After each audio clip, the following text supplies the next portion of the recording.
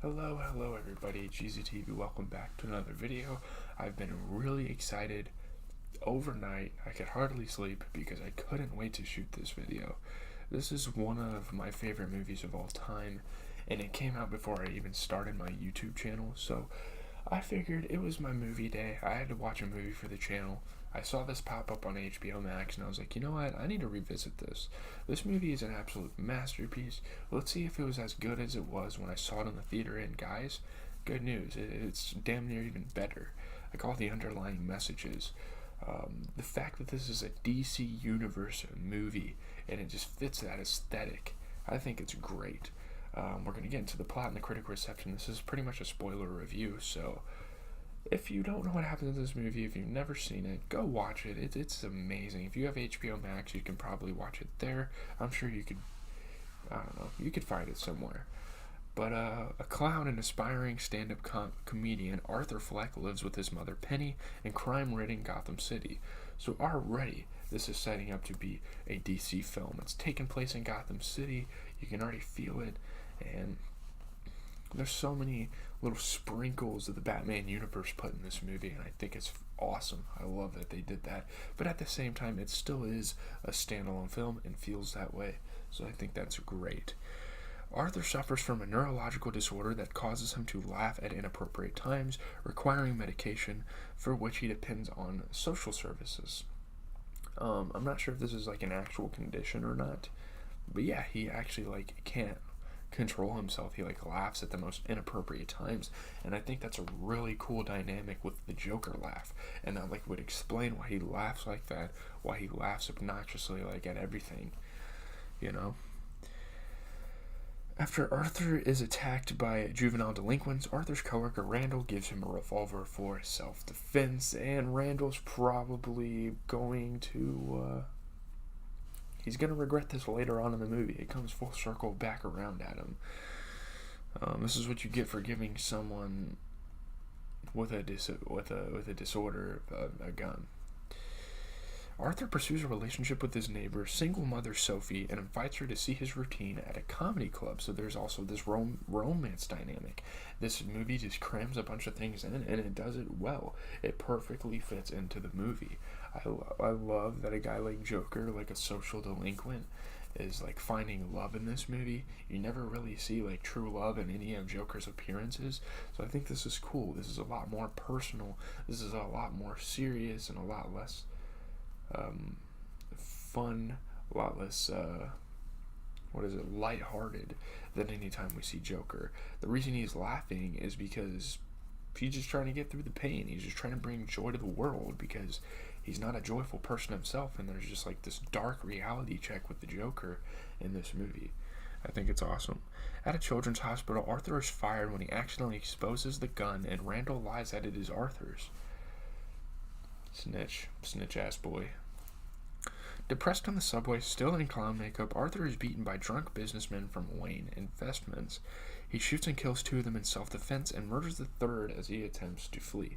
He had every reason to kill these people, but of course, society is going to automatically blame the murderer because they don't see the full story. They weren't there when it happened, and this is kind of just social commentary. I mean, this movie is full of social commentary, and these people work for Wayne Associates.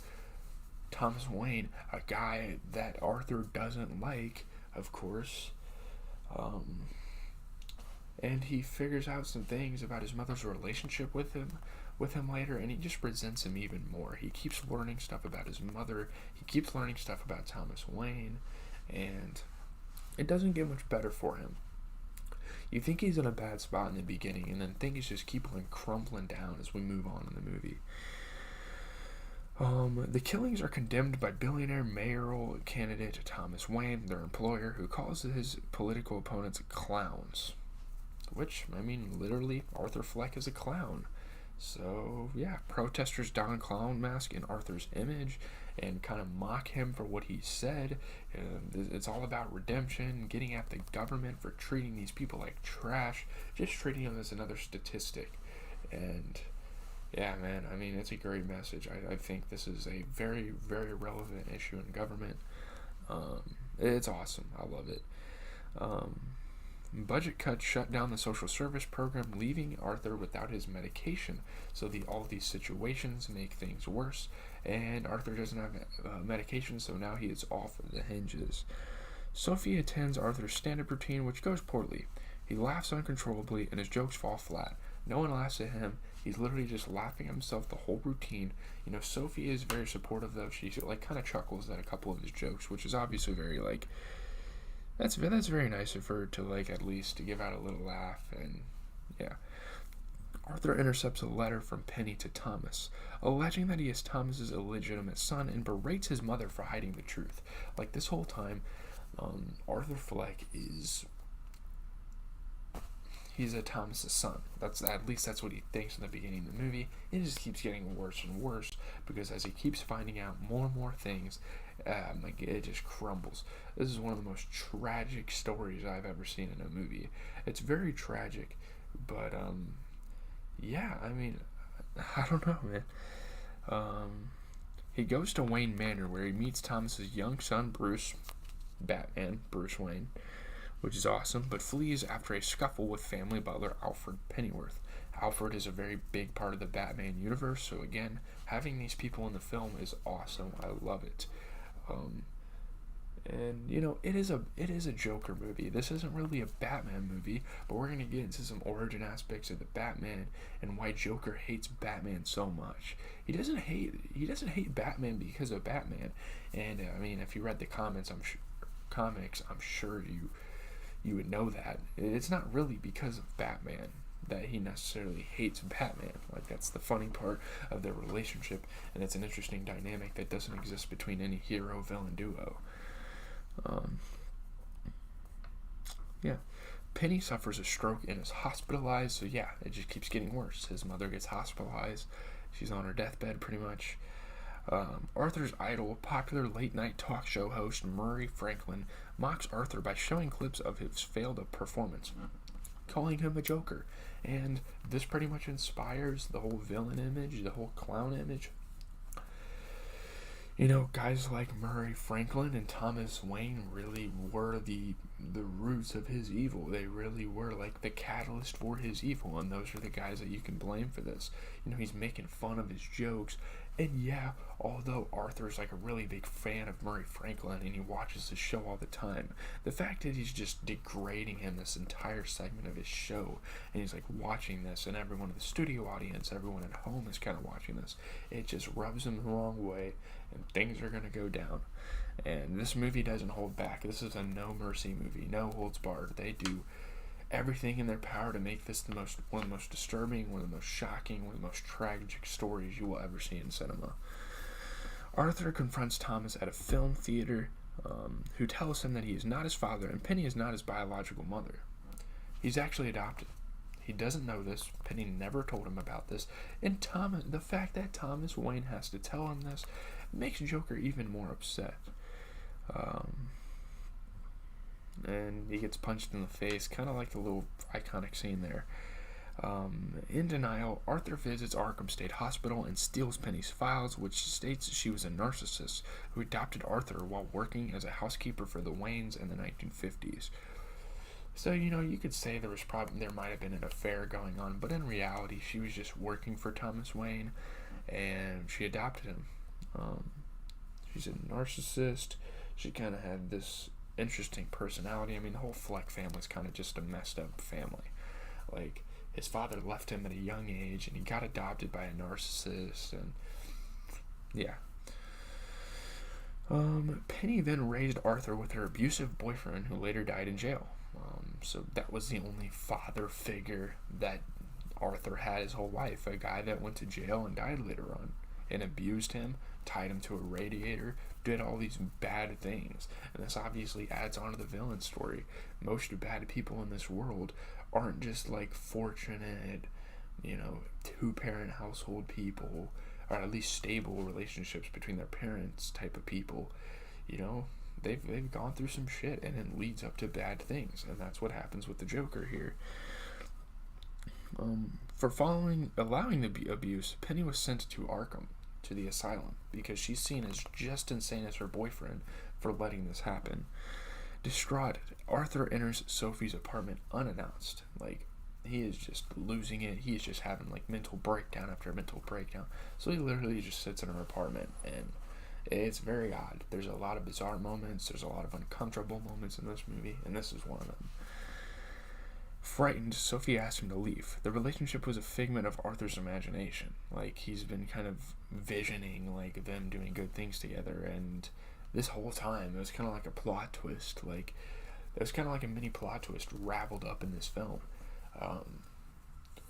There never was anything intimate.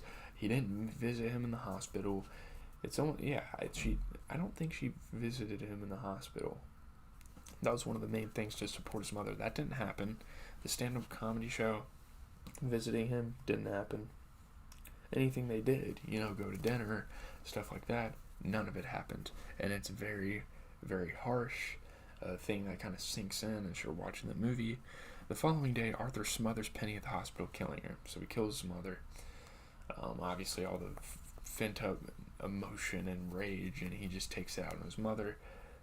He has some reason to do it. She allowed his abuse to happen. He learned about that, and he's just very frustrated. And he kills her. That's the fourth person he kills in the movie. Arthur is invited to appear in Murray's show due to the popularity of his stand-up clips, and plans to kill himself on live television. That would have been even more shocking than what actually happened in his television debut, or his appearance, whatever. Yeah, that's his plan. He's trying to send a message. At this point, he's trying to push this political agenda, even though he claims he's not a political person. While crafting a clown-inspired persona, he is visited by ex-colleagues Randall and Gary. My goodness. The stuff that happens in the final, say, 40 minutes of the movie, it just keeps hitting you in the face. This is somewhat of a slow burn. I enjoyed every part of this movie, though. I never was watching this movie. It was like, I'm getting kind of bored of this. Let me go to the bathroom. Like when I was at the theater, I never wanted to, go to the bathroom. And by the way, quick story about when we went to see the Joker, me and my friends. We were under 18. Let's see, this would have been our junior year in high school, so we weren't quite 18. I think we were 17, almost turning 18. And we had to buy tickets to The Addams Family, because that was the other movie that was shooting at the time, or whatever, that was, in theaters. We went in there, and we had to, sneak through the bathroom to get to the show. And I feel like the people working at the theater kind of suspected it, but we got away with it. It was a little bit in the film. We kind of missed out, but I'm happy I'm here rewatching it now. I got the good parts. It's a slow burn. You can miss a little bit of this movie, come back, and still, get the gist of the story. Maybe not. I don't know. It was better watching it the second time. I just marvel at this movie even more. That was not a pun. No. Arthur kills Randall but spares Gary for treating him well in the past. Randall was kind of a douche. He gave him a gun, and then when the time came for his gun to be exposed, he said, "Nope, that's not mine, that's Arthur's." Two detectives investigating Arthur's involvement in the subway murders pursue him onto a subway filled with clown protesters. So they're starting to pick up on his actions. They're starting to realize what he has been doing. And yeah, so he just gets on with a bunch of clown protesters. And yeah. One detective accidentally shoots and kills a protester, thus inciting a riot. While Arthur escapes, that was probably the biggest mistake they could have possibly made, because they got their asses kicked and Arthur was able to flee the scene with ease. Before the show goes live, Arthur asks Murray to introduce him as Joker, a reference to Murray's mockery. So this is the first time the Joker moniker kind of comes up in the film. Well, Murray said it, but this is the first time Arthur goes by Joker.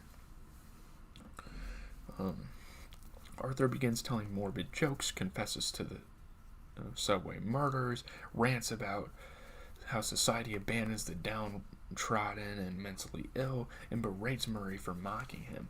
So the show starts off well. He introduces himself. He does a bunch of funny things. He kisses this doctor that was on the show. He does all these great things. He trying to tell a joke and it turns into a dark joke, and then people start to boo him. The crowd starts to pick up a little bit, and then yeah. When Murray continues to argue and threatens to call the police, Arthur shoots and kills him. One of the most iconic scenes in this movie, and probably one of the most iconic scenes in DC cinematic history. This scene was fantastic. It was so well done. You were on the edge of your seat. You didn't know what was going to happen. Yeah. He is arrested and riots erupt across Gotham as they learn the news that their leader, their savior, their god complex, pretty much, has been arrested. One of the rioters corners the Wayne family in an alley and murders Thomas and his wife, sparing Bruce. So again, this is the details from the Batman films that are just so awesome to see. I love that this movie did this. Like, they included Batman's parents getting killed. And this was why. There was like a riot, they were trying to get home, and one of the clown protesters killed them. And I'm not sure how the comics worked. I wasn't much of a comic reader as a kid or whatever. But maybe that's how it happened. I don't know. I'm kind of what do you call that word? Ignorant when it comes to this. Rioters in an ambulance crash into the police car carrying Arthur, freeing him. He stands atop the car, starts to dance to the cheers of the crowd, and smears blood on his face in the shape of a smile. That's where like the whole bloody smile comes from, and all this stuff, all the pieces of the puzzle are starting to kind of come together. And yeah, so yeah, man. I mean, at the beginning of the movie, he feels so powerless, so like bottom of the line, like a bottom feeder of society. And then at this moment right here, when he gets out of the car, he has like, obviously, like, he's bleeding and stuff, and he turns into a smile, and he just feels like he is on top of the world. And it is such an awesome moment in the film. I love it. At Arkham, Arthur laughs to himself about a joke whilst with a therapist, but declines to tell it, claiming she wouldn't get it. That's kind of like a cliffhanger for the movie. Like, what's the joke you would have told? He is next seen leaving behind bloody shoe prints as he half walks, half dances along an asylum corridor, eventually being chased by an orderly. We're assuming he killed his therapist somehow. Oh man, I love this movie. I love it. This movie's awesome, dude. It really is. I mean, Joaquin Phoenix as the Joker, he did amazing. This was one of the best performances of the last decade, of that decade. Like, it was amazing. One of the best performances of Joaquin Phoenix's career, and this is easily my favorite Joaquin Phoenix movie. Yeah, he got Best Actor at the Academy Awards. He got 3 previous nominations, and this was his first victory, so that's awesome. 68%, 592 reviews, 7.3 out of 10 on Rotten Tomatoes. I don't know why people are so strict about the movie, but yeah. Joker gives its infamous central character a chillingly plausible origin story that serves as a brilliant showcase for its star and a dark evolution for comics-inspired cinema. And this is going to make it more... I feel like this is going to make more comic book films in the future more real. Like, they're going to have a more real undertone, and it's not just going to be like all happiness and all triumph, you know? I think it's great. 5.9 out of 10 on 60 critics for Metacritic, mixed and average there. B+ on CinemaScore. 84% on Post-Track, 4 out of 5 stars. 60% definite recommend. 4 out of 5 by The Observer. Joker has an ace card in the form of Joaquin Phoenix's mesmerizingly physical portrayal of a man who would be king. It's a perfect movie, I think. I love this movie. The film would work just as well as an engrossing character study without any of its DC Comics trappings. That it just so happens to be a brilliant Batman universe movie is icing on the Batfan cake, right? It's a powerful and unsettling allegory of contemporary neglect and violence, and Joaquin Phoenix's performance is engrossing and obviously Oscar-worthy. It was great. It's amazing. It's gloriously daring and explosive. Phillips used elements from Scorsese films to create an original story, and that was awesome. I loved it. Phoenix is astonishing as a mentally ill geek who becomes a killer clown Joker, and Todd Phillips' Neo Taxi Driver knockout, the rare comic book movie that expresses what's happening in the real world. I mean, Gotham's like a really weird, real place. It's like a representative of like the average metropolis. Like, it's awesome. It's a groundbreaking comic book adaptation that is almost scarier than the horror films that came out that year. Um, you can compare his Joker to like Heath Ledger's Joker from The Dark Knight. The cinematography, the performances, are great. It's a film that needed to be seen to be believed. Like, I couldn't believe what I was watching this whole time. The film redefines the Joker and is impossible to shake off. The story was awesome. The film is a bravura piece of filmmaking that speaks to the world we are actually living in today in ways that few movies actually do. Um, I was lost for words. His performance, I mean, the film is gut wrenching, simply stupendous. It was, oh my goodness. Um, some people were more mixed. Gave it IndieWire gave it a C plus. While Joker is the boldest and most exciting superhero movie since The Dark Knight, it was also incendiary, confused, and potentially toxic. The film would make DC fans happy, and Phoenix's performance is awesome, but I guess there isn't that much originality, which I don't know why the hell there would be originality. It's a standalone Joker film. I guess it should be a little more original, but I'm just reacting to some critics here. 2 stars out of 4 for RogerEbert.com. The performances and the story worked out. People didn't like the social commentary. Don't even talk shit about the directing. Like, it was one of the best parts of the movie. I don't know. The film is a bit too derivative. Its focus was less in entertainment than in generating self-importance. The movie was cliche ridden. The only original part being Joaquin Phoenix's acting. The movie, with great pain and in detail, explains how Arthur Fleck turns into Joker, dejected by the way the world treats him. Thanks to Phillips and Silver, Phoenix was able to bring out the king among the Jokers. Phoenix's performance is over the top. Phillips tried to give us a movie all about the emptiness of our culture. He's just offering a prime example of it. Okay. The plot was non-existent, dark only in a stupidly adolescent way, stuffed with phony philosophy. I don't know. The film lacked innovation, and its sympathetic take on the Joker was wildly unconvincing and mundanely uninteresting. That's just you. That's a terrible opinion. We'll move on.